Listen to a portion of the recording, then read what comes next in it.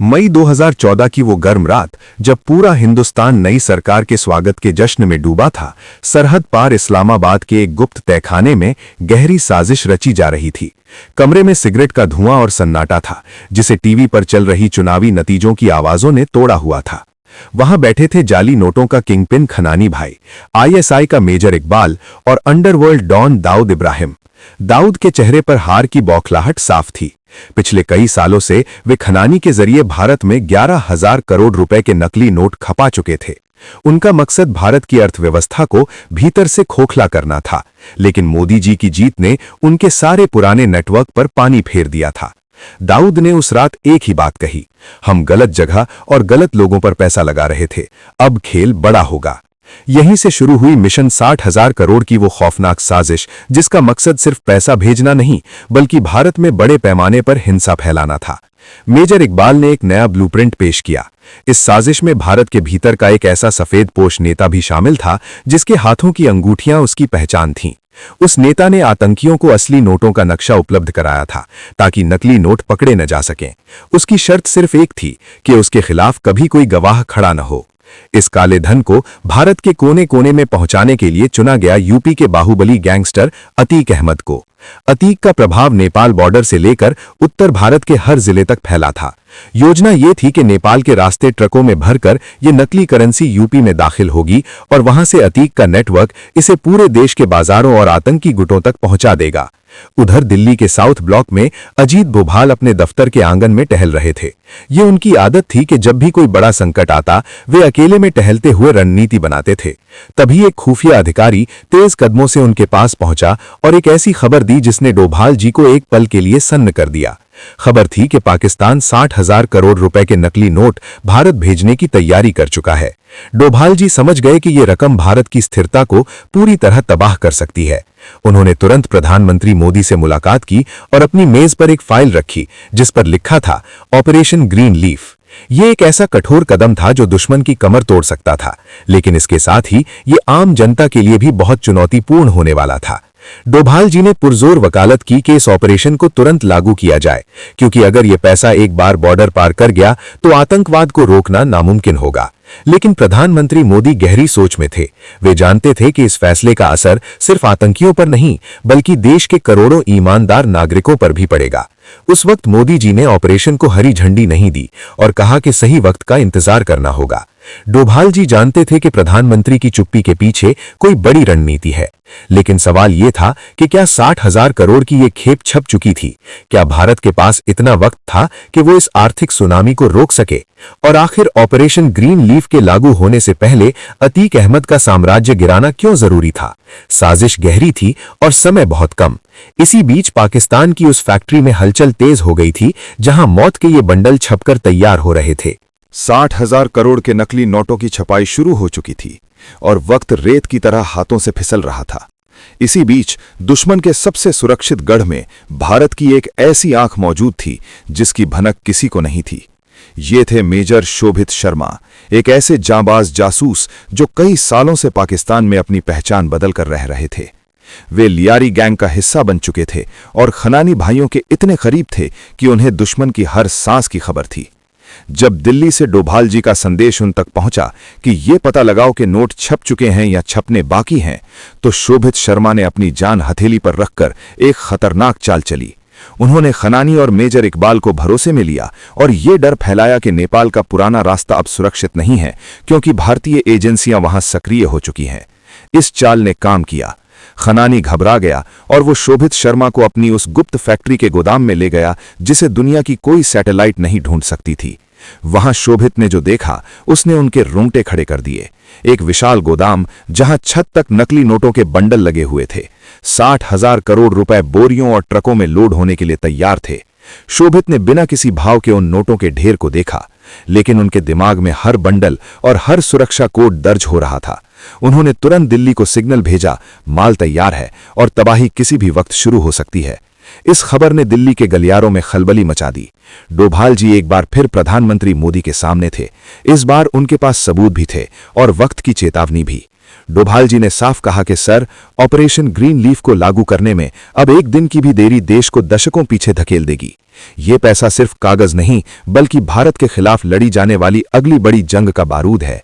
मोदी जी ने कुछ देर तक डोभाल जी की आंखों में देखा और फिर खिड़की की ओर मुड़ गए।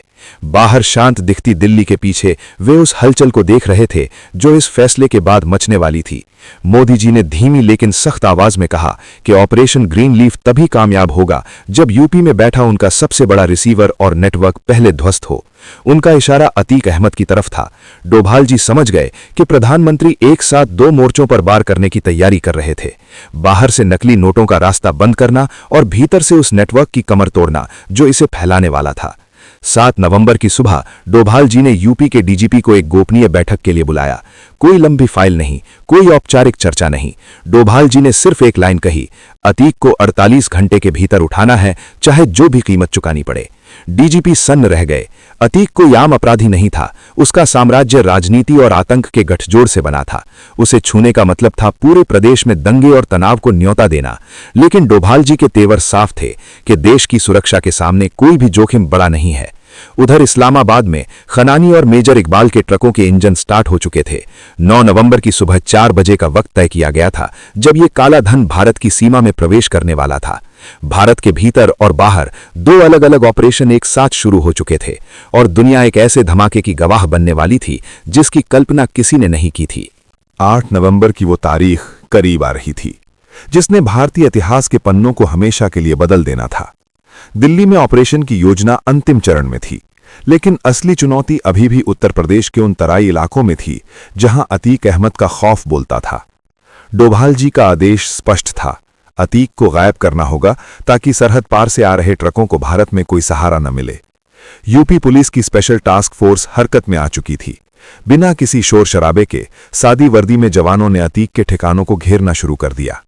अतीक को अपनी ताकत पर इतना गुमान था कि उसने सपने में भी नहीं सोचा था कि कोई उसे छूने की हिम्मत करेगा। लेकिन उस रात पुलिस के आला अधिकारियों ने अपने फोन बंद कर दिए और सीधा धावा बोल दिया। अतीक की गिरफ्तारी एक सर्जिकल स्ट्राइक की तरह थी।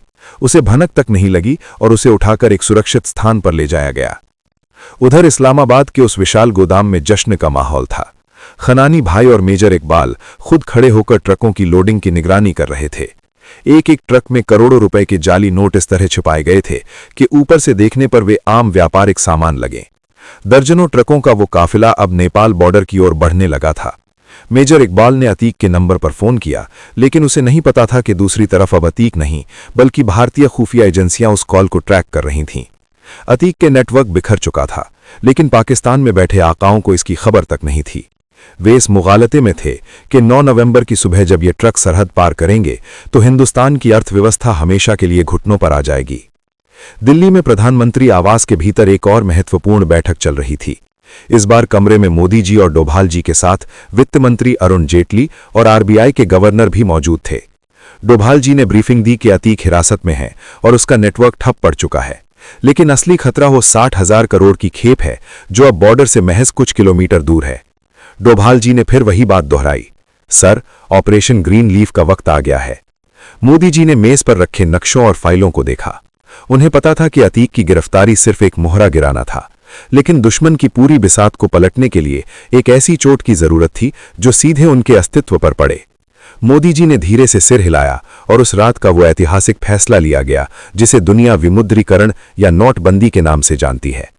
रात के 8 बजने में कुछ ही मिनट बाकी थे। पूरा देश अपने टीवी के सामने था। किसी को अंदाजा नहीं था कि अगले कुछ मिनटों में क्या होने वाला है। उधर नेपाल बॉर्डर पर ट्रकों की लंबी कतार लग चुकी थी। ड्राइवर हरी झंडी का इंतजार कर रहे थे ताकि वे भारतीय सीमा में दाखिल हो सकें। इस्लामाबाद में दाऊद और मेजर इकबाल टीवी स्क्रीन से चिपके हुए थे, ये देखने के लिए कि भारत में क्या चल रहा है।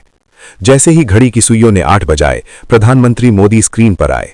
उनकी आवाज शांत थी, लेकिन शब्द किसी परमाणु धमाके से कम नहीं थे। उन्होंने ऐलान किया कि आज आधी रात से 500 और 1000 के नोट कानूनी रूप से वैध नहीं रहेंगे। बॉर्डर पर खड़े ट्रकों के ड्राइवरों के पास मौजूद रेडियो और फोन पर जब यह खबर पहुंची तो उनके पैरों तले जमीन खिसक गई। जो 60,000 करोड़ रुपए कुछ मिनट पहले भारत को तबाह करने वाले थे, वे अब महज रद्दी के टुकड़े बन चुके थे। दुश्मन का मास्टर प्लान बॉर्डर पर ही ढेर हो गया था। रात के 8 बजते ही पूरे पाकिस्तान के सत्ता गलियारों और आतंकी ठिकानों में सन्नाटा पसर गया। टीवी स्क्रीन पर मोदी जी का चेहरा था और उनके शब्द इस्लामाबाद के उस तहखाने में बैठे लोगों के लिए किसी मौत के फरमान से कम नहीं थे। 500 और 1000 के नोट बंद होने का मतलब था कि खनानी के ट्रकों में लदा 60,000 करोड़ का वो जखीरा जिसे भारत की अर्थव्यवस्था को तबाह करना था, वो सरहद पार करने से पहले ही मिट्टी बन चुका था। खनानी भाई, जो खुद को जाली नोटों का बेताज बादशाह समझता था, वो पागलों की तरह टीवी स्क्रीन को देख रहा था। उसे एहसास हो गया था कि इस एक चाल ने न सिर्फ उसका पैसा डुबोया बल्कि उसकी पूरी साख और जिंदगी भी खत्म कर दी है। दाऊद की वो चेतावनी उसके कानों में गूंज रही थी कि अगर इस बार पैसा डूबा तो अंजाम बुरा होगा।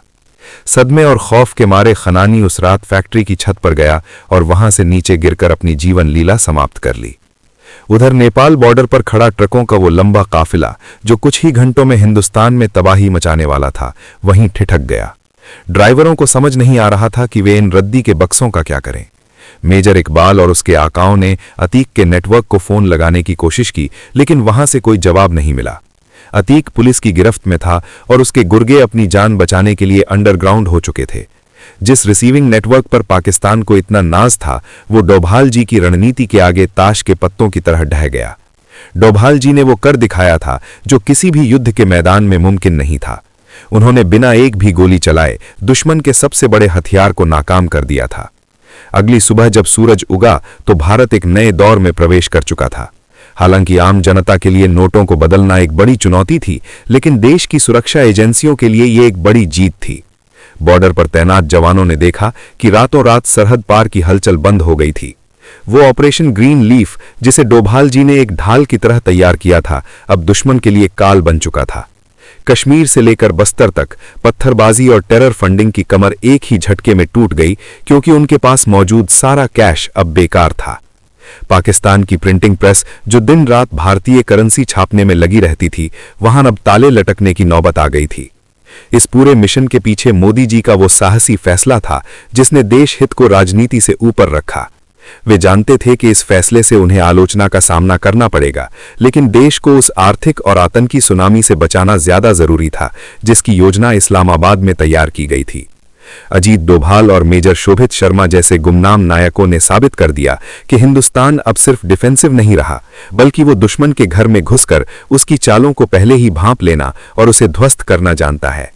ऑपरेशन ग्रीन लीफ इतिहास के उन पन्नों में दर्ज हो गया जो हमें याद दिलाते हैं कि जब नेतृत्व मजबूत हो और इरादे फौलादी, तो बड़ी से बड़ी साजिश को एक झटके में नाकाम किया जा सकता है। ये कहानी सिर्फ एक जीत की नहीं, बल्कि भारत के पुनरुत्थान और उसकी अडिग सुरक्षा की दास्तां है।